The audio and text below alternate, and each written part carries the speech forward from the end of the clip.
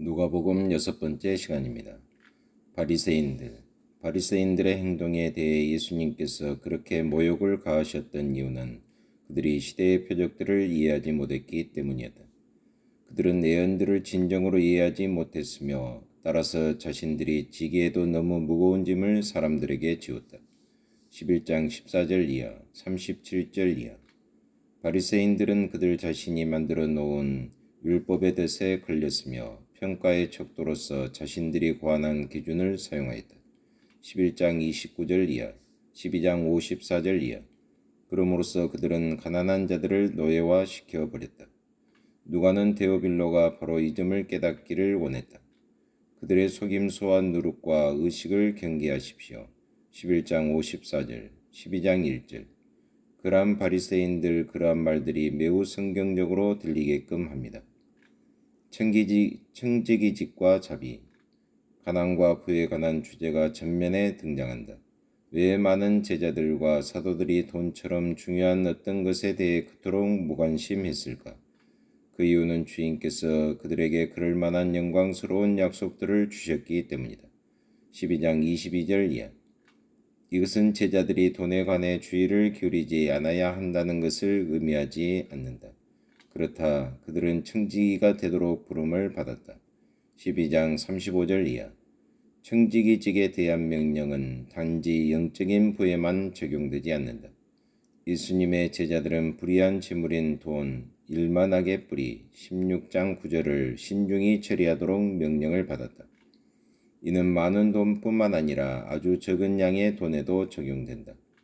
지극히 작은 것에 충성된 자는 큰 것에도 충성되고 10절. 하나님께서 그에게 맡기신 돈에 부주의한 자가 어떻게 영원한 기업을 부여받을 수 있겠는가? 청지기직에 대한 명령은 자비의 행위와 연관이 있다. 누가의 복음서에만 선한 사마리아인의 비유 10장 25절 이하, 부자와 거지 나사로의 비유 16장 19절 이하가 나온다. 누가는 혼인잔치에 청함받을 때 어떻게 자리에 앉아야 할지를 말씀하신 예수님의 교훈을 권세 있는 데오빌로에게 조금도 거리낌 없이 말하고 있다. 14장 4절 이하. 바울이 고린도 교회에 보내는 첫 번째 편지 속에서도 이와 똑같은 문제가 지급되는데 고린도 안에서조차 부자들이 파당을 지어 가난한 자들을 제외시키는 경향이 있었던 것이다. 고린도전서 11장 17절 이하. 예수님께서는 교회를 성도의 공동체로 만드심으로써 계급 선호 사상을 깨뜨리셨다. 가난한 자들을 장치에 초대하는 자는 복이 있도다. 왜냐하면 가난한 자들은 그것을 갚을 길이 없기 때문이다. 가난한 자들을 초대하는 그는 첫째 부활, 요한계시록 20장 6절, 의인들의 부활 14장 12절로 14절 때에 보답받게 될 것이다. 성령의 약속. 누가는 역시 예수님께서 기도에 관하여 언급하신 것을 기록하고 있다. 11장 1절 이하. 이 문맥에서 성령이 언급되고 있다. 아버지께서는 그에게 구하는 자들에게 성령을 주실 것이다. 11장 13절. 위기의 순간에 성령은 제자들에게 그들을 핍박하는 자들에 대해 말해야 할 것을 가르칠 것이다. 12장 12절. 사도행전에서 누가는 사도들의 다양한 설교들을 기록함으로써 성령의 도우심에 대한 신뢰들을 보여주고 있다. 그러한 설교들을 주의 깊게 읽는다면 여러분은 더 이상 성경을 살필 필요가 없다는 식으로 예수님의 약속을 오해하는 실수를 범하지 않게 될 것이다. 사도들의 설교는 구약의 인용으로 가득하다. 예수님께서는 기꺼이 말씀을 좇아 살기를 원하는 자들에게 성령의 도우심을 약속하신다. 여자들에게 하신 말씀.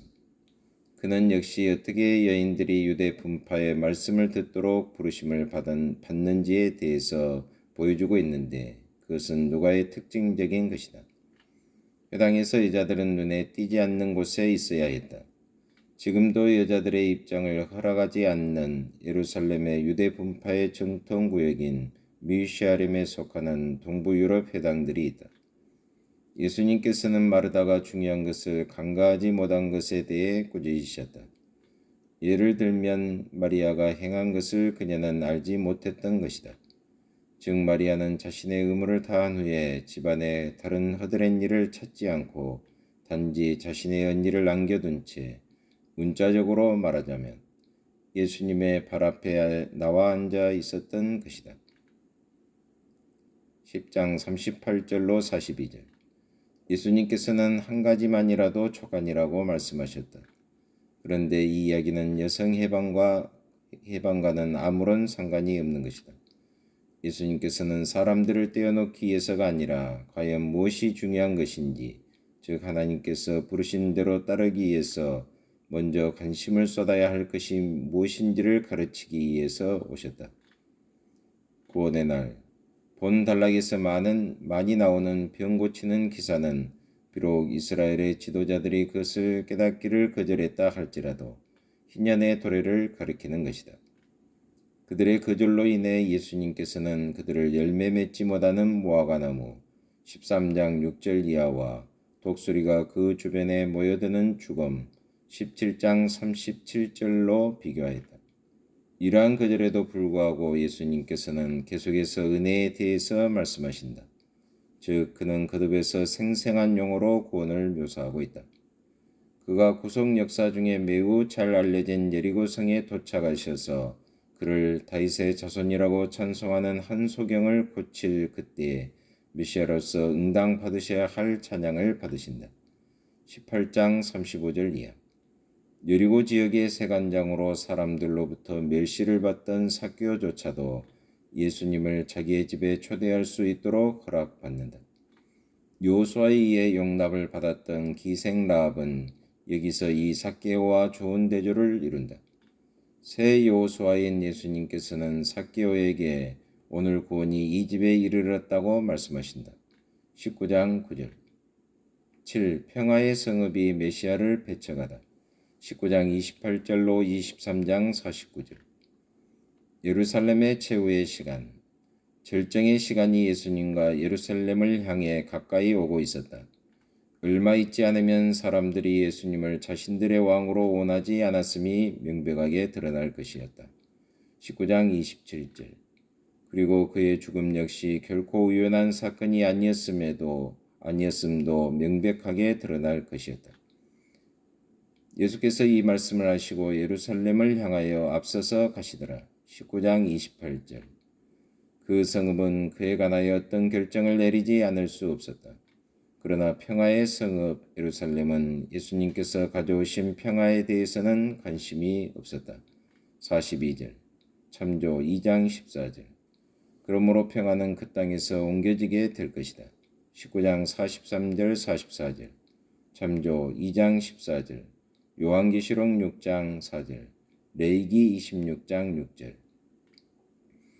그 어느 누구도 사가랴가 심히 기뻐했던 그때 1장 78절, 참조 19장 44절, 높은 곳에서부터 밝아오는 그날에 대해 주의를 기울이지 않았다. 하나님 아버지 참으로 감사합니다. 오늘 또 계속해서 누가복음서를 배우게 하심을 참으로 감사합니다. 누가복음서에 나타난 하나님의 위대한 경륜을 저희들이 배우면서 순종하고 이 말씀 따라 세상의 빛으로서 살아갈 수 있도록 저희들을 붙잡아 주시옵소서. 예수 그리스도의 이름으로 기도옵나이다. 아멘.